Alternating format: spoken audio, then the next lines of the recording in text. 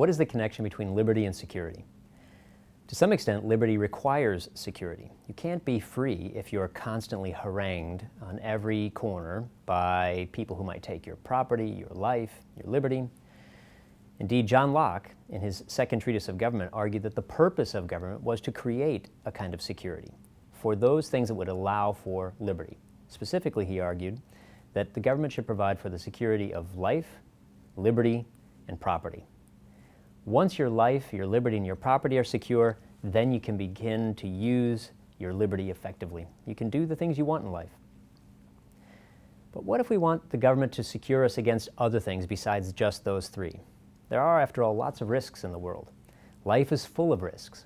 Suppose we want the government to begin guaranteeing us against other kinds of risks. Risks from terrorism, risks from disease, risks associated with old age, and on and on. Once you begin to think about all the risky behaviors and all the risks that life poses, there are an awful lot of things that a government might have to do. Well, should we ask the government to protect us against all of those? Here's something to consider. The more security we want, it comes at a price.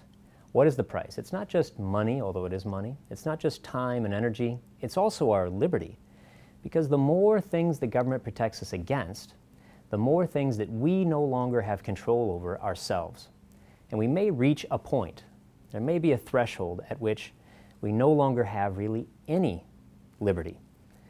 If we've asked the government to secure us against all risks, no costs barred, then what we've done effectively is we've handed over all of the authority, all of the discretion over our decisions in our lives to some other entity, to the state. At that point, we have effectively zero liberty. But not only do we not have liberty then, we probably also don't have security precisely because we're no longer in control of our lives. Somebody else is.